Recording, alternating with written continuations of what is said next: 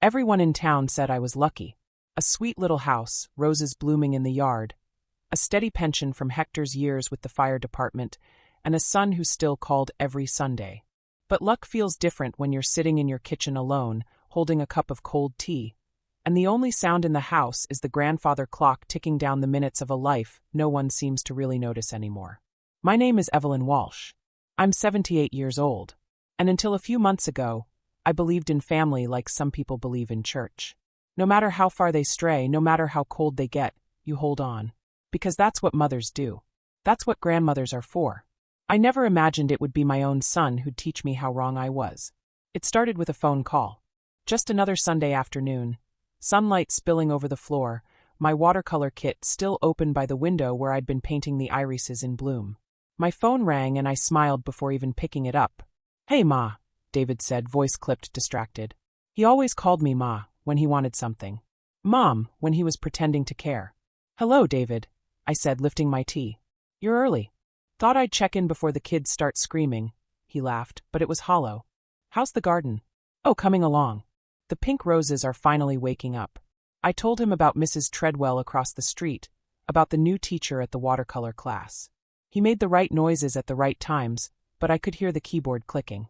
He wasn't really listening. He never was. Still, I talked. Because talking to someone who isn't listening still hurts less than silence. When it was his turn, he kept it brief. "Tyler made the soccer team. Iris wants to dye her hair blue. How is Natalie?" "Busy," he said. And then it came, the polite ending. "Well, I've got a meeting in 5, Ma. Let's talk next week." "Of course, dear. You take care." The call ended, or so I thought. I set the phone down, stood to rinse my cup. That's when I heard it. His voice. He hadn't hung up. "God, I'm so sick of these calls," David muttered, his voice now stripped of all pretense. "Her stupid garden club, her dumb paintings. She actually thinks we care." I froze. There was laughter, light, airy, young. "Iris. She still believes it?" Hook, line, and sinker. And then Tyler, his voice cocky.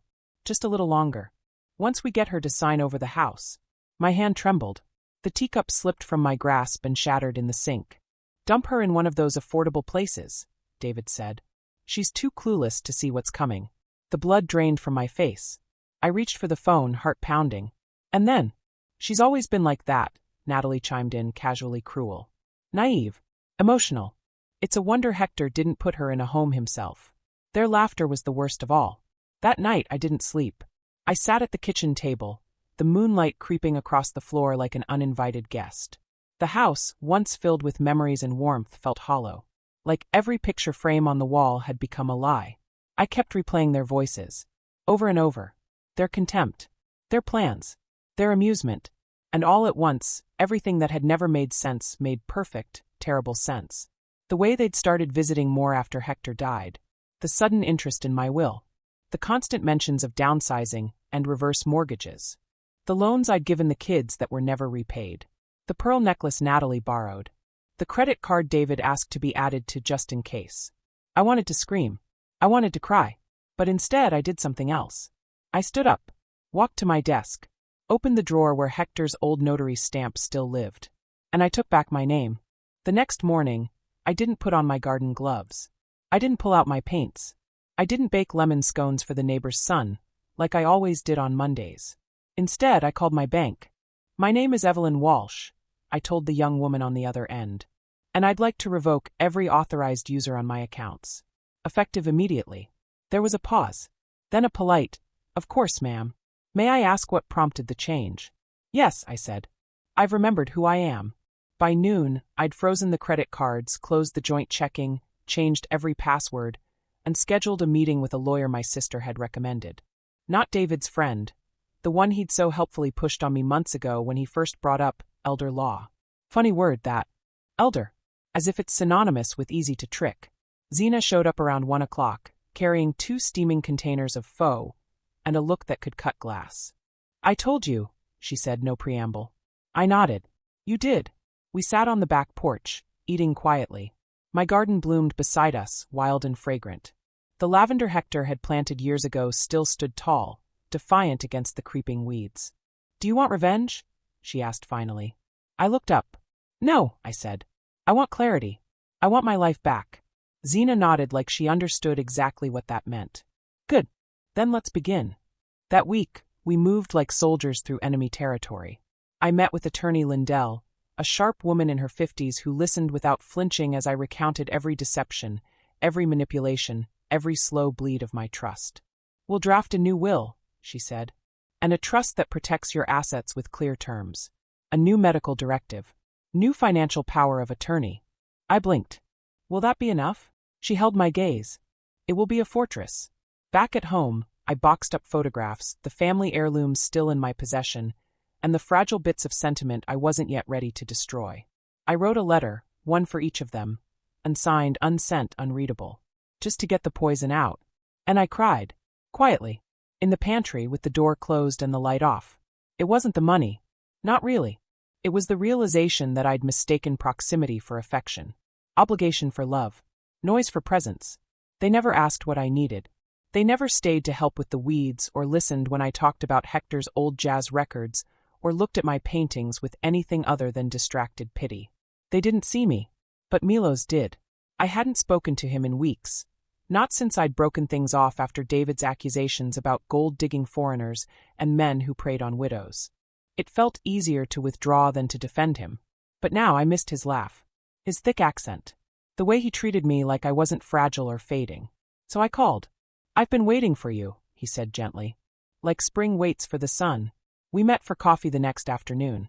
The moment I saw him, something in my chest unclenched. He reached for my hand across the small table. They don't deserve you, he said simply. But you do. I didn't ask what he meant. I didn't need to. For the first time in years, I felt like someone was standing beside me. Not because I was a bank or a burden, but because I was me. That weekend, I made a decision. I wasn't going to fade away. I was going to vanish, on my own terms.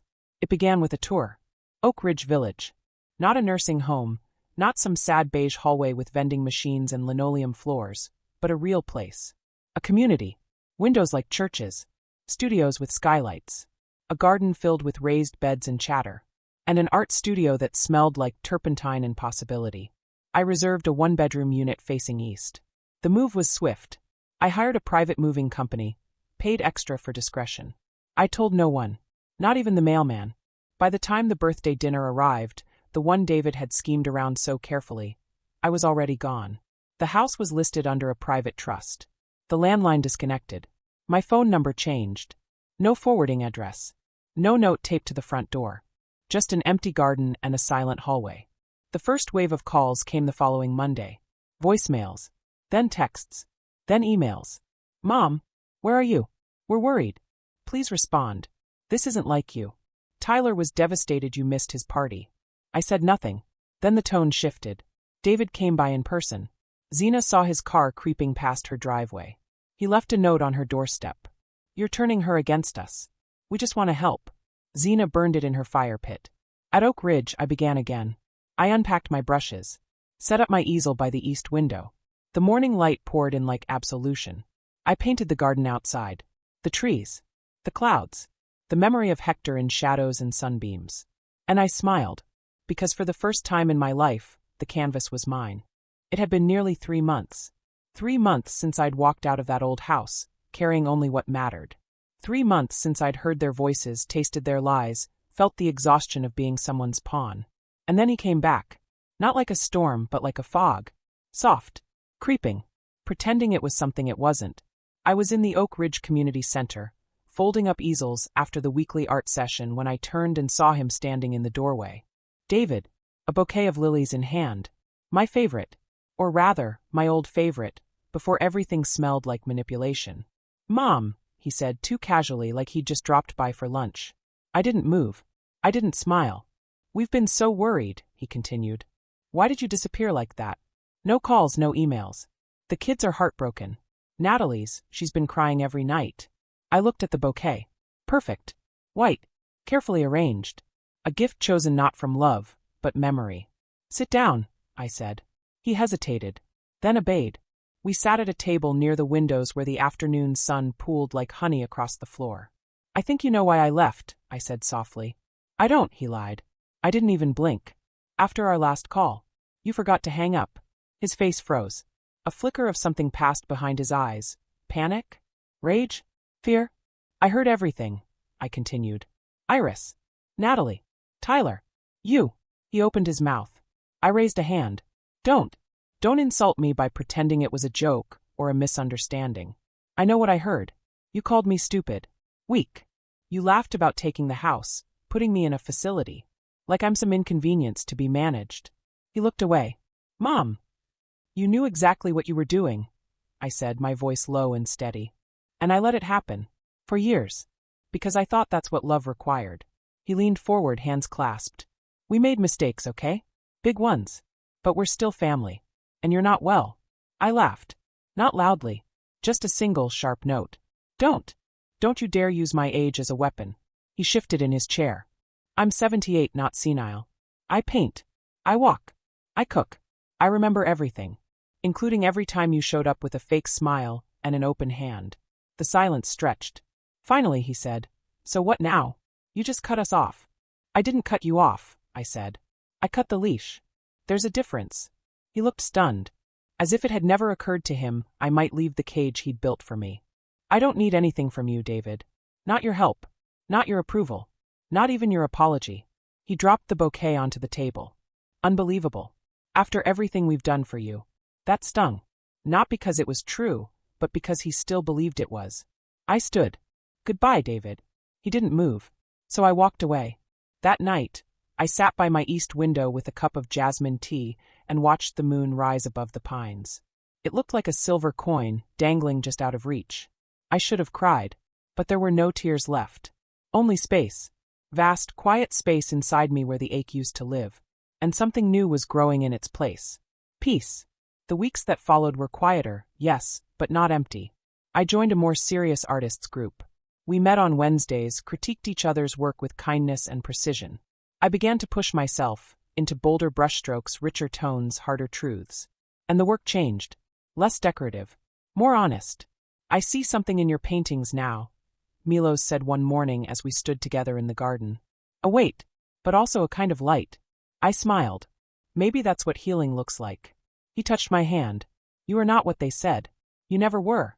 The second confrontation came in the form of a letter. No return address. Just a crisp cream envelope, slipped under my door like an accusation. Inside, a handwritten note from Iris. Grandma, I know you're mad. I don't blame you. What we did, what I said was wrong. But I miss you. Not the money. Not the gifts. You. I was stupid and greedy and thoughtless. I wanted to impress people who didn't care about me. I forgot who really did. Please don't throw this away. Please let me make it right. Love. Iris. I stared at the words for a long time. Not crying. Not forgiving. Just feeling. It was the first honest thing I'd received in years. I didn't reply. Not yet. But I didn't tear it up either. Some things deserve to be held a little longer before you decide what they mean. The sky was lilac the morning I finally stood in front of my easel and painted something that wasn't for anyone but me. Not for the art group. Not for the hallway at Oak Ridge. Not for compliments or therapy or proof of progress. Just for me. It was a painting of the old house, but not as it was. As it should have been. Sunlight flooding every window. The rose bushes taller. The porch painted. Hector's chair still there. And inside, a woman laughing in the kitchen. A woman who still believed her family loved her. I stepped back, heart tight, breath caught somewhere between grief and gratitude. Letting go doesn't happen in one dramatic moment. It happens in layers. And that morning, one more layer peeled away. That afternoon, Milos and I went dancing. Yes, dancing. Every other Saturday, the Oak Ridge ballroom turned into a nostalgic dream. A string quartet. A parquet floor. Gentle lights and strong coffee served in porcelain cups. He wore a navy jacket that made his silver hair look like a crown. You're glowing, he said as we stepped into rhythm. I painted my past this morning, I whispered. And then I put it away. He kissed the top of my head. That weekend I saw Tyler. Not in person. Online. A friend from watercolor class handed me her tablet during lunch. Look at this, she said, wrinkling her nose. Spoiled boy. It was a post, public, careless. Tyler on a yacht. Champagne in one hand, a model-type girl in the other. Hashtag success feels better when it's inherited. And just like that, something inside me snapped in two. Not because of the money. Because he hadn't even tried to hide it. No guilt. No shame. No hesitation. They never loved me. Not really. They loved what I could give. And once I stopped giving, I stopped existing to them. I went to the art studio and pulled out the letter from Iris. I read it again, slower this time. Then I wrote one of my own. Iris, thank you for your honesty. That is more than I've received from most of your generation. But love cannot bloom where trust has died. I don't hate you. I don't even resent you. But I am protecting my peace now. Fiercely. If you wish to be in my life again, it will take more than apologies. It will take time, silence, and the absence of asking. Do not come to me for what I can give. Come when you've learned how to give back. With caution. Evelyn. I mailed it. No return address. If she wanted to find me again, she'd have to look for me without GPS coordinates made of guilt. Spring bled into summer. My garden plot at Oak Ridge was full of color: lavender, tulips, little clusters of basil and marigold. I painted less for therapy now, and more for joy.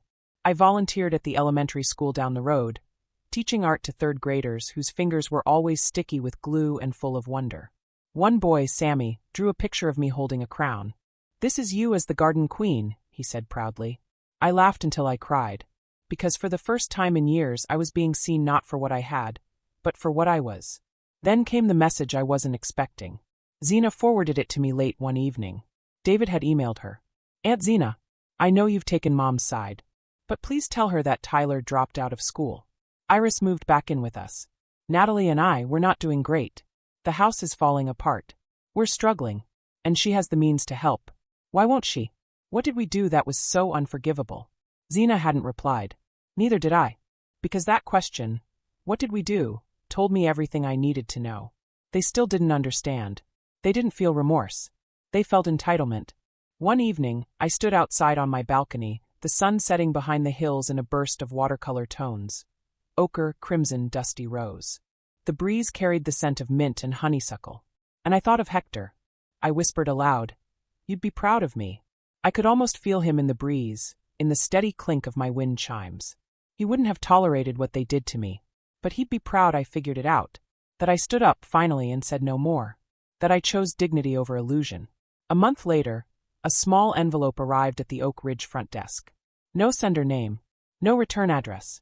Inside was a photograph. Me and Iris. She must have found an old one. We're in the backyard, she's 5, I'm holding her as she shows me a butterfly she caught in a mason jar. We're both smiling like the world hasn't turned yet. There was a sticky note on the back. "I remember this day. I remember your laugh. I'm trying to find my way back to it." I stood there holding it for a long time, and I felt it, a warmth. Not forgiveness, but possibility. A seed, buried, sleeping, waiting for the right season to wake. You don't heal all at once. You don't just wake up one day and stop wondering how it all went wrong. But one day you stop needing to know. That morning came quietly, no trumpets, no breakthrough. Just me in the community garden at dawn, dew on my sleeves, sunlight crawling across the rows like a cat too lazy to be in a rush. I was planting new bulbs. Lilies. Yes, those lilies. The ones David used to bring when he needed something. I'd hated them for a while, but these were mine now, planted with my own hands. No pretense. No manipulation. No wait. Just flowers. A few days later, I received a visitor. Not family. A woman in a yellow sweater with careful eyes and a clipboard in her hands. "Ms. Walsh," she asked gently. "I'm from the Foundation for Senior Legal Protection. We've been reviewing anonymous reports of financial elder abuse. Someone named Zena referred your name. Would you be open to sharing your story? Confidentially. To help others?" I thought about that for a moment, and then I nodded. "Not because I want revenge," I said, "but because I want the next woman, the next Evelyn, to know she's not weak for saying no."